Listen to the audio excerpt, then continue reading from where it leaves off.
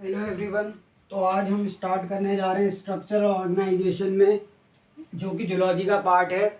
उसमें ये चैप्टर चल रहा है जिसका लेक्चर नंबर 3 बनाने जा रहा हूँ। स्ट्रक्चरल ऑर्गेनाइजेशन इन एनिमल्स काफ़ी इंपॉर्टेंट टॉपिक है, इसमें से क्वेश्चन भी काफ़ी आते हैं।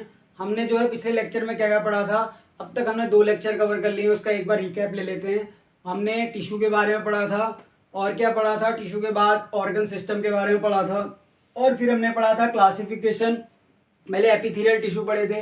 एपिथेलियल टिश्यू क्या होती है? एपिथेलियल टिश्यू के बीच में जो 2 सेल होते हैं, उनके बीच में जो इंटरसेलुलर स्पेस होता है वो ना के बराबर होता है। वो सिट करती है एक मेम्ब्रेन के ऊपर, जिसको बेसमेंट मेम्ब्रेन कहते हैं। ये बेसमेंट मेम्ब्रेन नॉन सेलुलर होती है, म्यूकोपॉलीसेकेराइड की बनी होती है, ग्लाइकोप्रोटीन होते हैं और लिपिड होती है। और जो क्या कहते हैं, इसमें ब्लड सप्लाई ए वेस्कुलर होती है, क्योंकि इसके बीच में गैप बहुत कम होता है। इसीलिए इसके बिनेथ में क्या प्रेजेंट होता है सर, इसके नीचे पाया जाता है हमारा कनेक्टिव टिश्यू। उसमें बहुत अच्छी ब्लड सप्लाई होती है, तो ऑक्सीजन और न्यूट्रिएंट जो है डायरेक्टली डिफ्यूज कर जाते हैं। डिफ्यूज होता है हाई कंसंट्रेशन से लो कंसंट्रेशन। फिर हमने क्लासिफिकेशन देखी थी कि टाइप्स ऑफ एपिथेलियम में एपिथेलियम 2 प्रकार का होता है। एक होता है सिंपल एपिथेलियम और दूसरा होता है compound epithelium. Sir simple epithelium क्या होता है? सिंपल एपिथेलियम वो एपिथेलियम होता है जो सिंगल लेयर ऑफ सेल से मिलकर बनता है, और जो कंपाउंड एपिथेलियम होता है वो कंटेन करता है मल्टीपल लेयर ऑफ सेल्स। उसके बाद कह रहा है टाइप्स ऑफ सिंपल एपिथेलियम क्या होती है? टाइप्स ऑफ सिंपल एपिथेलियम होती है on the basis of structure of cell. मतलब अब सिंपल एपिथेलियम को क्लासिफिकेशन किया गया किसके बेस पे? On the structure of cell, कि सेल का स्ट्रक्चर किस तरह से वेरी करता है। अगर वो फ्लैट इरेगुलर बाउंड्री वाले हुए तो सिंपल स्क्वेमस, क्यूब शेप हुए तो सिंपल क्यूबॉइडल, और कॉलम शेप हुए तो सिंपल कॉलमनार। फिर उसके बाद हमने सिंपल स्क्वेमस पढ़ा था। स्क्वेमस में क्या होती है? फ्लैट बाउंड्री होती है, इरेगुलर होती है, न्यूक्लियस सेंटर में प्रेजेंट होता है, फ्लैट होता है, फंक्शन होता है सिक्रीशन एंड एब्जॉर्प्शन का। पाया कहाँ जाता है? एल्वियोलाई ऑफ लंग्स में पाया जाता है, ब्लड कैपिलरीज में पाया जाता है। उसको क्या कहते हैं? आर्टरी, वेन्स, और जो कैपिलरीज होती है, कैपिलरी जो होती है वो थिनेस्ट होती है, और क्या कहते हैं, बोवन्स कैप्सूल में फिल्ट्रेशन का काम करती है। तो यहाँ तक हमने 2 लेक्चरों में पढ़ लिया था। अब तीसरे लेक्चर में हम यहाँ से स्टार्ट करेंगे कि सिंपल क्यूबॉइडल एपिथेलियम क्या होता है। सिंपल नाम आ रहा है तो सिंगल लेयर का बना होगा, क्यूबॉइडल बोल रहा है तो क्यूब शेप सेल होंगे, यानी इसके जो सेल होते हैं वो क्यूब शेप होते हैं। और कैसे होते हैं? सिंगल लेयर ऑफ सेल होते हैं। इसका भी फंक्शन क्या होता है? सिक्रीशन एंड एब्जॉर्प्शन का। उससे पहले जो स्क्वेमस पढ़ा था उसमें क्या पढ़ा था? सिक्रीशन एंड फिल्ट्रेशन का। तो सिक्रीशन और एब्जॉर्प्शन का काम करता है। इसका जो न्यूक्लियस होता है वो राउंड होता है, अर्थात गोलाकार होता है, जैसा कि यहाँ डायग्राम में दिख रहा है। ये गोलाकार है यानी राउंड है। और कैसा है? Present at the centre of the cell. ये भी सेंटर ऑफ द सेल में प्रेजेंट होता है। ये पाया कहाँ जाता है? तो एग्जाम्पल आप याद कर सकते हैं। एग्जाम्पल है tubular part of nephron. Sir ये मिलता है डीसीटी में। अब ये ट्यूबुलर पार्ट ऑफ नेफ्रॉन क्या है? तो जब आप नेफ्रॉन का स्ट्रक्चर पढ़ोगे कहाँ पे? Chapter number 19 excretory system of their elimination वाले चैप्टर में जब आप डीसीटी पढ़ोगे तो वहां पे जो है उसके ट्यूबुलर पार्ट में, यानी ट्यूब वाले पार्ट में क्या पाया जाता है? हमारा सिंपल क्यूबॉइडल एपिथेलियम। उसके बाद कह रहा है जो सिंपल क्यूबॉइडल एपिथेलियम होता है वो डक्ट्स ऑफ ग्लैंड में पाया जाता है। जो ग्लैंड होती है उसकी डक्ट में, डक्ट क्या करती है कि ले जाने का काम करती है हार्मोन्स को, तो ये ग्लैंड्स की डक्ट्स में पाया जाता है। और कहाँ पाया जाता है? अगर सिंपल क्यूबॉइड है, ब्रश बॉर्डर एपिथेलियम। अब ये ब्रश बॉर्डर क्या होता है? इसमें कुछ मॉडिफिकेशन होती है, वो भी हम आगे पढ़ेंगे, पर अभी आप एग्जांपल याद करो कि जो simple cuboidal brush border epithelium होता है वो पीसीटी वाले पार्ट में पाया जाता है, जो कि नेफ्रॉन का पार्ट है। अब ये नेफ्रॉन वाला तो टॉपिक आप चैप्टर नंबर 19 में ही पढ़ोगे। डायग्राम आप देख सकते हैं, आपके सामने बना हुआ है। एनसीईआरटी में कभी कभी क्या है, आप डायग्राम को देखना।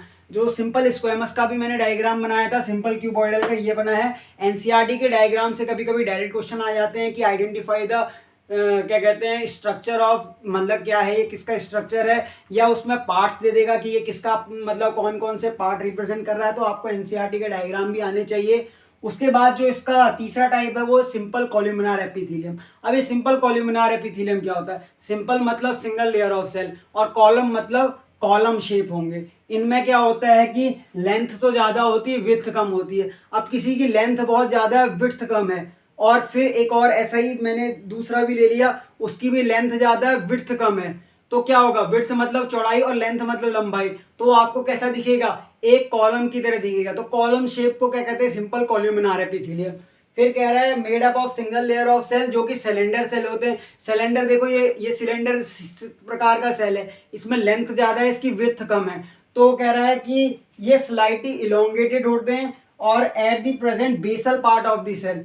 जो कह रहा है न्यूक्लियस कैसा होता है, स्लाइटली इलोंगेटेड, मतलब थोड़ा सा न्यूक्लियस इसका जो है उठा हुआ होता है, इलोंगेट करता है। और कह रहा है प्रेजेंट होता है बेसल पार्ट। बेसल पार्ट मतलब क्या होता है, नीचे की तरफ। जैसे मैंने बेसमेंट मेम्ब्रेन बताई थी, नॉन सेल्युलर होती है, और वो उसके ऊपर जो है एपिथेलियम जो है सिट करता है। तो एपिथेलियम जिसके ऊपर सिट करता है उसको बेसमेंट मेम्ब्रेन कहते हैं। इसी तरह से न्यूक्लियस कहाँ पाया जाता है, बेसल पार्ट में पाया जाता है, अर्थात नीचे वाले पार्ट में पाया जाता है। फिर कह रहा है जो इसका फंक्शन होता है, जैसे इसका फंक्शन पड़ा था सिंपल क्यूबॉइडल का फंक्शन था सिक्रीशन एंड अब्जॉर्प्शन, तो सेम इसका भी फंक्शन यहाँ पर यही है कि अगर आपसे पूछा जाए कि सिंपल कोलुमिनार एपिथेलियम का फंक्शन क्या होता है, तो सिंपल कोलुमिनार एपिथेलियम का फंक्शन होता है सिक्रीशन एंड एब्जॉर्प्शन।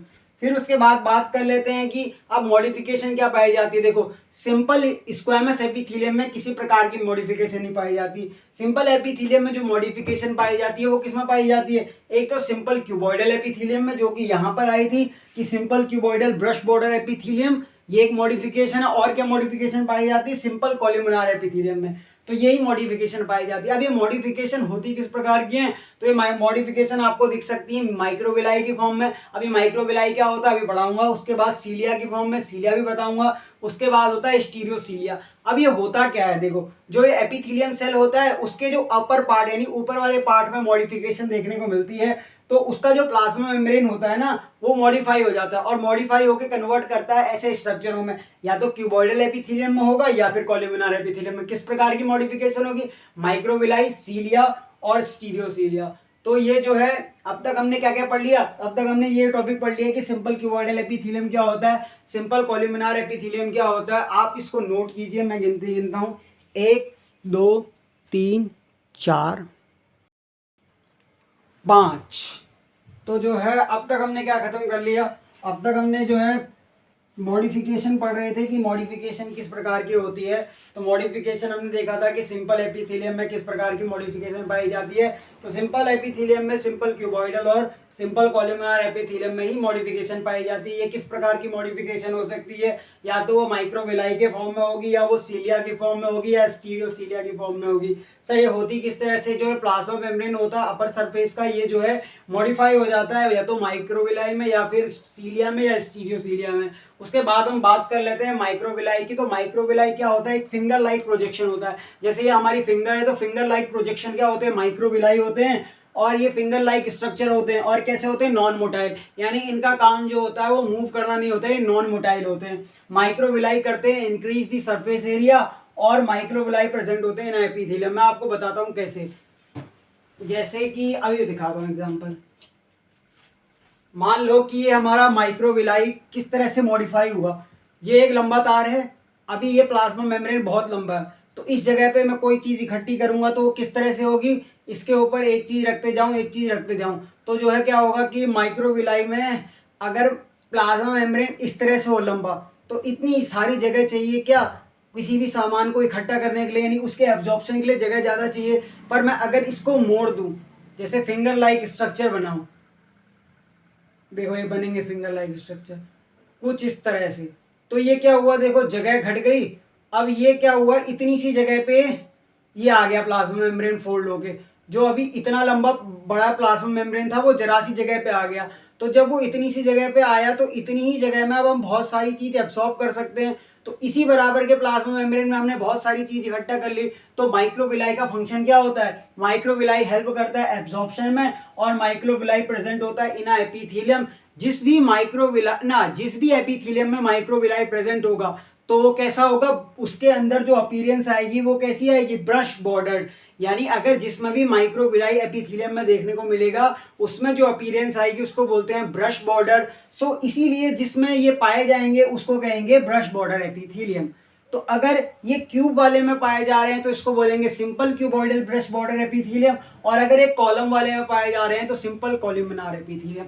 तो आपको माइक्रोविलाई से क्या समझ में आया, माइक्रोविलाई नॉन मोटाइल स्ट्रक्चर होता है, फिंगर लाइक स्ट्रक्चर होता है इस तरह से, और ये क्या करता है, ये मान लो अगर लंबा प्लाज्मा मेम्ब्रेन है तो वो इस तरह से फोल्ड हो गया तो इस जगह पे ज़्यादा एब्जॉर्प्शन काम कर सकता है, तो इतनी सी जगह पे बहुत सारा एब्जॉर्प्शन हो सकता है। तो ये क्या करता है, एब्जॉर्प्शन को बढ़ाता है, यानी इंक्रीज करता है एब्जॉर्प्शन को। और जिसमें ये पाया जाता है एपिथीलियम में, वो कहलाते हैं ब्रश बॉर्डर अपीयरेंस शो करते हैं, इसलिए उन्हें ब्रश बॉर्डर एपिथीलियम कहते हैं। अगर ये simple cuboidal brush border epithelium होगा, यानी अगर सिंपल क्यूबॉइडल का प्लाज्मा मेम्ब्रेन जो है फोल्ड होकर यानी मॉडिफाई होकर कैसा हो जाए, ब्रश बॉर्डर हो जाए, यानी उसमें फिंगर लाइक स्ट्रक्चर माइक्रोविलाई बन जाए, तो वो कहलाएंगे simple cuboidal brush border epithelium. ये कहाँ देखने को मिलता है, तो पीसीटी, अगेन पीसीटी आपको बताया था कि नेफ्रॉन वाले पार्ट में पढ़ेंगे, और नेफ्रॉन कहाँ है, चैप्टर नंबर 19। उसके बाद कह रहा है अगर एक कॉलम में पाया जाए तो simple columnar brush border epithelium, ये कहाँ पाया जाता है, तो इसका एग्जांपल है स्मॉल इंटेस्टाइन। तो आपका माइक्रोविलाई वाला टॉपिक यहाँ खत्म हुआ। दूसरा कह रहा है सीलिया। सीलिया क्या होता है, ये जो हमारे हेयर है, ये हेयर लाइक स्ट्रक्चर होते हैं सीलिया। तो आपको याद रखना है माइक्रोविलाई फिंगर लाइक, सीलिया कैसे होते हैं, हेयर लाइक। अगर आपसे पूछा जाए व्हाट इज द स्ट्रक्चर जो कि सिमिलर है हमारे किसकी तरह से, हेयर की तरह से, तो वो क्या है, सीलिया। तो सीलिया क्या होते हैं, मोटाइल होते हैं, यानी सीलिया इस तरह से मूव करेंगे, ऐसे ऐसे, मतलब माइक्रोविलाई तो नॉन मोटाइल थे, पर सीलिया जो है मूव करेंगे। और इनकी कोऑर्डिनेटेड मूवमेंट, मान लो मैंने एक पार्टिकल को यहाँ से चलाना शुरू करता हूँ, जैसे ये वाला पार्टिकल है यहाँ पे, अभी मैंने ये पार्टिकल यहाँ रखा, अगर ये नॉन मोटाइल होता तो यहीं रुकता, पर अगर ये मोटाइल है तो इसकी कोऑर्डिनेटेड मूवमेंट होगी। मान लो ये मूवमेंट हो रही है, तो ये मूवमेंट करता करता है, देखो इसकी कोऑर्डिनेटेड मूवमेंट से क्या हो रहा है, एक स्थान से दूसरे स्थान पे जा रहा है। एक जगह पे मान लो एक पॉइंट ए है और ये पॉइंट बी है, अगर इसकी कोऑर्डिनेटेड मूवमेंट हो रही है तो देखो ए से ये कहाँ जा रहा है, बी में जा रहा है। तो सर सीलिया क्या करता है, सीलिया कोऑर्डिनेटेड मूवमेंट शो करके एक पार्टिकल को दूसरे पार्टिकल तक ले जाता है। तो मैंने डायग्राम से दिखाया है कि ये वाला पार्ट ए है और ये पार्ट बी है, तो ये क्या कर रहा है, इसके ऊपर सीलिया है, और अपर सरफेस का प्लाज्मा मेम्ब्रेन क्या हुआ, मॉडिफाई हुआ। माइक्रोविलाई में देखा था कि अपर सरफेस का प्लाज्मा मेम्ब्रेन ऐसे फिंगर लाइक स्ट्रक्चर में होता, और सीलिया हमारा कैसे हो रहा है, हेयर लाइक स्ट्रक्चर में। उसकी कोऑर्डिनेटेड मूवमेंट क्या कर रही है, पार्टिकल को एक स्थान से दूसरे स्थान पर ले जा रही है। जब पार्टिकल एक स्थान से दूसरे स्थान पर जा रहा है तो पार्टिकल का मूव हो रहा है। तो कह रहा है कि coordinated movement of cilia lead to movement of particle from one point to another point. ये आपको देखने को कहाँ मिलेगा, आप जब नेजल चैम्बर में जाएंगे तो वहाँ पे उसके अंदर जब बढ़ेंगे तो लंग्स में जो स्मॉल ब्रोंकियोल होते हैं वहाँ पर पाए जाते हैं सिंपल क्यूबॉइडल सीलिएटेड एपिथेलियम। ये लंग्स वाले पोर्शन में पाए जाते हैं सिंपल क्यूबॉइडल क्या कहते हैं सीलिएटेड एपिथेलियम। आपसे पूछा जाए तो आप एग्जांपल मारेंगे लंग्स, और अगर वो क्वेश्चन आएगा तो स्मॉल ब्रोंक्यूल्स की तरह आएगा। दूसरा क्या होता है, फेलोपियन ट्यूब में भी होता है। फेलोपियन ट्यूब में, जिसको ओविडक्ट भी कहते हैं, फेलोपियन ट्यूब भी कहते हैं, उस फेलोपियन ट्यूब में क्या होता है कि ओवम मूव करता है। ओवम क्या करता है कि एक पोजीशन से चल के ओवरी से ओवम रिलीज होता है। ओवरी का स्ट्रक्चर भी जैसे ये हमारा मान लो कि ओविडक्ट है, ओविडक्ट इस तरह से होता है, यानी वो क्या करता है, इधर पे ओवरी होगी। अब ये ओवरी का स्ट्रक्चर मान लो ये ओवरी है, तो फिंगर लाइक प्रोजेक्शन से उसने पकड़ रखा है, तो ये ओवरी से जैसे ही एग रिलीज होगा तो इसमें जो है फिंगर लाइक प्रोजेक्शन चलेंगे, नहीं फिंगर नहीं, हेयर लाइक प्रोजेक्शन चलेंगे, और यहाँ से जो है ओवम का मूवमेंट होगा, कैसे, फेलोपियन ट्यूब में आगे बढ़ेगा। जैसे जैसे फेलोपियन ट्यूब में आगे बढ़ता जाएगा तो एम्पुलरी स्टमस जंक्शन आपने सुना होगा, वहाँ पे ओवम क्या होता है, स्पर्म के संग फ्यूज करता है, और मतलब बेबी जो है आगे बनते हैं। तो इसमें क्या होता है कि इसकी कोऑर्डिनेटेड मूवमेंट से एक पोर्शन से दूसरे पोर्शन में जाएगा। तो ये कहाँ देखने को मिलेगा, सिंपल कॉलमनार सीलिएटेड एपिथेलियम आपको देखने को मिलेगा ओविडक्ट में, जिसको फेलोपियन ट्यूब एग्जांपल मार सकते हैं। फिर उसके बाद जो तीसरी प्रकार की मॉडिफिकेशन पाई जाती है वो स्टीरियोसीलिया की फॉर्म में पाया जाता है। ये भी माइक्रोविलाई जैसे होते हैं, पर माइक्रोविलाई का स्ट्रक्चर देखना कि ये छोटे हैं, मतलब ऐसे, पर इनका जो एंड होता है वो टेपरिंग एंड होता है, मतलब नुकीला होता है। नुकीला कैसा, टेपर, जैसे टेपर क्या होता है, नुकीला एंड। मान लो मैं कोई नुकीली चीज दिखाता हूं आपको, जैसे चक्कू है, ये वाला है, तो इसका जो ये ऊपर वाला हिस्सा ये टेपरिंग पार्ट है, मतलब ये चुभ रहा है, देखो ये स्टीरियोसीलिया है। देखो क्या कह रहा है कि स्टीरियोसीलिया क्या होती है, फोल्ड ऑफ प्लाज्मा मेम्ब्रेन। आपको याद रखना है कि ये जो भी मॉडिफिकेशन पाई जाती है अपर सरफेस में पाई जाती है, ये इसका टेपरिंग एंड है। तो ये कह रहा है कि मतलब टेपर वाला पार्ट है तो इसको स्टीरियोसीलिया कह रहा है, चुभ रहा है ना, टेपरिंग एंड मतलब ऊपर के एंड शार्प हैं, तो ये बोल रहा है कि टेपर्ड कर रहा है। तो फोल्ड ऑफ प्लाज्मा मेम्ब्रेन ये भी नॉन मोटाइल होता है। अगर आपसे पूछा जाए which structures are motile and non motile, example दे रखे हैं आपके पास माइक्रोविलाई, और कह रहा है सीलिया, और कह रहा है स्टीरियोसीलिया। तो अब जो मूव करने वाले पार्टिकल हैं वो कहलाएगा हमारा सीलिया। वो जो है कोऑर्डिनेटेड मूवमेंट करता है। पर यहाँ पे कह रहा है ये भी नॉन मोटाइल होता है और ये भी नॉन मोटाइल होता है माइक्रोविलाई। फिर कह रहा है जो ये लॉन्गर देन माइक्रोविलाई, मैंने बता दिया कि माइक्रोविलाई का स्ट्रक्चर छोटा होता है, स्टीरियोसीलिया का स्ट्रक्चर बड़ा होता है। इसके जो ये एंड होते हैं ये टेपरिंग एंड होते हैं, अर्थात पेनिन एंड होते हैं, यानी तीखे एंड होते हैं। फिर उसके बाद कह रहा है स्टीरियोसीलिया भी हेल्प करता है increasing surface area, hence they help in the increase of absorption. कह रहा है ये स्टीरियोसीलिया जो होता है ना ये सरफेस एरिया को बढ़ाता है। मैंने बताया था कि ये प्लाज्मा मेम्ब्रेन इस तरह से लंबा है, अगर ये प्लाज्मा मेम्ब्रेन इस तरह से फोल्ड हो जाए तो ये क्या करेगा, उतनी सी जगह के प्लाज्मा मेम्ब्रेन में बहुत सारी चीज़ें एब्जॉर्ब कर लेगा। और अगर मैं इसको टेपर दिखाऊं यानी इसके जो एंड को तीखा बना दूं और फिर यहाँ पे जो है कोई चीज़ इकट्ठी करूं तो इसमें भी जो है इंक्रीज करेगा किसको, सरफेस एरिया को, तो वो एब्जॉर्प्शन को भी इंक्रीज करेगा। तो जिसमें ये पाए जाएंगे जैसे सिंपल कॉल्यूमिनार स्टीरियोसिलिएटेड एपिथेलियम कहाँ देखने को मिलता है, इपीडिडाइमिस। अब ये इपीडिडाइमिस क्या होता है, जब हम मतलब चैप्टर नंबर 3 क्लास 12th में पढ़ेंगे तो क्लास 12th में जो है जब मैं आपको ह्यूमन रिप्रोडक्शन पढ़ाऊंगा यानी उसमें मेल रिप्रोडक्टिव सिस्टम पढ़ाऊंगा तो वहाँ पे आपको इपीडिडाइमिस के बारे में बताऊंगा। और कहाँ देखने को मिलता है, वास्ट डिफरेंस, अगेन ये चैप्टर 3 में आएगा ह्यूमन रिप्रोडक्शन में। कौन से में, मेल वाले क्या कहते हैं, मेल रिप्रोडक्टिव सिस्टम में। तो हमने क्या क्या पढ़ा कि सर हमने मॉडिफिकेशन देखी, किस में देखने को मिलती है, कॉल्यूमिनार सेल्स में, क्यूबॉइडल सेल में। और ये मॉडिफिकेशन होती किस तरह से, माइक्रोविलाई के फॉर्म में, सीलिया की फॉर्म में और स्टीरियोसीलिया की फॉर्म में।